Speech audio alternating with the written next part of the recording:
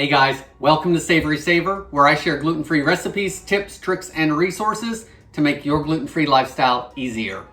Now today, I'm gonna be baking and I need bananas that are ripe. And while these are ripe for eating, they are certainly not ripe enough for me to bake with. So I'm gonna show you how to ripen bananas faster using two ways, in the oven and in the microwave. You're not gonna believe how fast these things ripen, so stick around. So the first faster way to ripen these bananas is to bake them in the oven. So we're gonna take our bananas, we just wanna put them on some kind of baking sheet. We wanna pop it in the oven at 350 degrees for 5 to 7 minutes. So let me do that and I'll show you what they look like.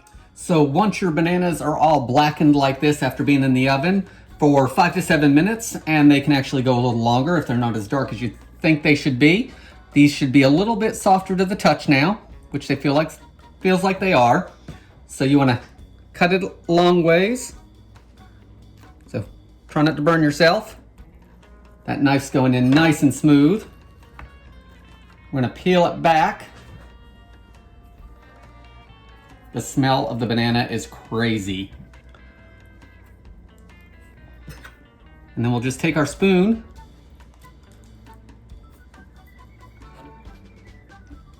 put it in our bowl, and look how easy that mashes up.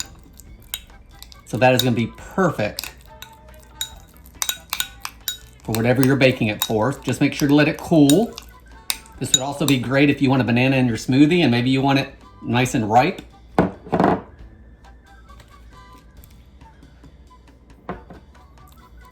Again, that's mashing up perfectly.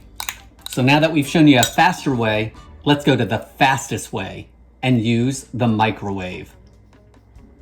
Okay guys, we're over at the microwave, which is even faster than the oven. So get your banana and you want to poke holes all through it. We don't want any exploding bananas in the microwave. So just like you would a potato. Then what you want to do, pop it in the microwave for 30 seconds and look at how fast this is. Okay guys, our banana's been in the microwave, and just like the oven, if it's not dark enough or you don't feel that it's softened any, do it for another 15-20 seconds. See if that's where you want it. Again, we want to slice it long ways, peel it. And this is actually hotter than the oven was. Because remember, the microwave cooks from the inside out, so just be very careful. And then again,